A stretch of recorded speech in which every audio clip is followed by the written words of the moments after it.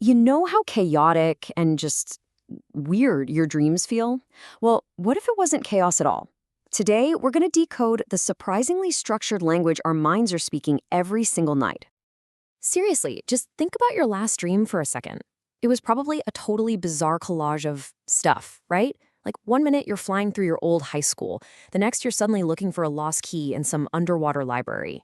It always feels like pure random noise. But is it? Well, the idea we're diving into is that all that chaos, it's actually a language, a really sophisticated one. It's like a secret code your brain uses every night, and it has its own vocabulary and grammar, if you can believe it.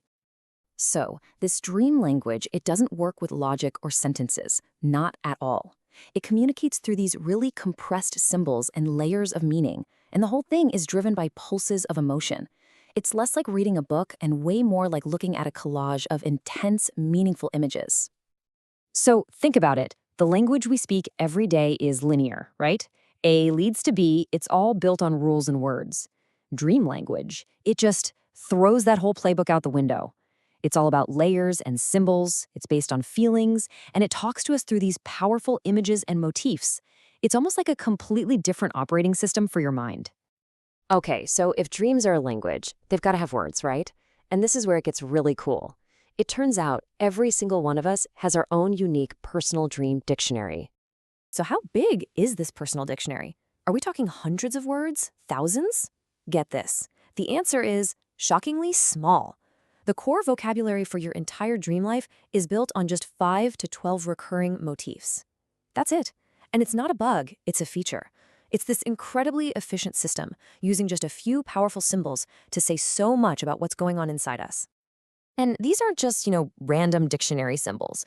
They're deeply personal to you. For example, maybe you often dream of a narrow alley. Well, that could be your brain's word for pressure or flying. That might symbolize release. Seeing new construction around your home often points to rebuilding your own identity. See?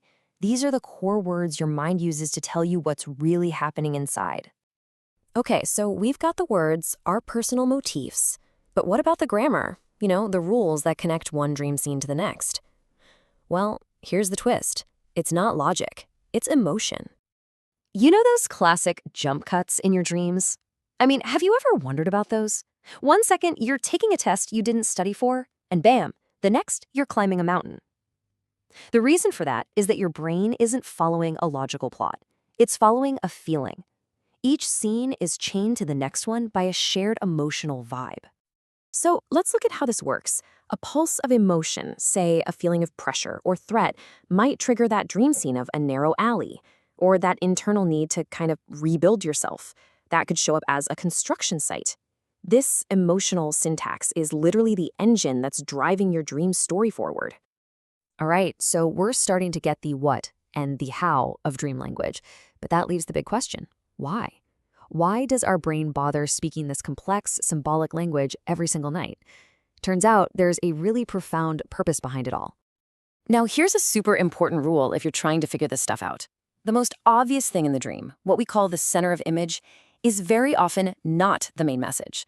The real center of meaning might be some tiny detail in the background, a specific color, or just a subtle feeling. That's where the dream's emotional gravity is hiding. So, what's the brain actually doing with all this? It's basically performing a nightly reconstruction of you. First, it breaks down your existing emotional assumptions. Then it takes your core memories, those personal motifs we talked about, and reassembles them in new, sometimes strange ways. This is how it integrates all the new experiences and stresses from your day. And the whole point, the ultimate goal of all this, is to redistribute emotional weight and bring you back into balance. There's this fantastic quote from the source material that really nails it. It says, "Dream language is the architectural blueprint for this reconstruction process." I just love that. It perfectly captures this idea that dreaming isn't passive. You're not just watching a movie. No, it's a deliberate, architectural process. And this language we're decoding, that's the blueprint for rebuilding our minds night after night. So what does it all boil down to? Ultimately, your dreams are like self-healing algorithms. They're a nightly therapy session, designed by our own biology to help us process, adapt, and just stay in balance, both mentally and emotionally. To really bring this all home, let's look at a really powerful case study from the source material. It's basically an origin story, showing how one person's personal dream language got its very first word. And it all started not during sleep, but in a recurring waking dream during childhood. It was this kind of vivid, imaginative overlay on reality that felt completely real. So get this. This person imagined a pigeon was sitting on my shoulder, accompanying me to school, waiting behind the classroom window, and then accompanying me back home.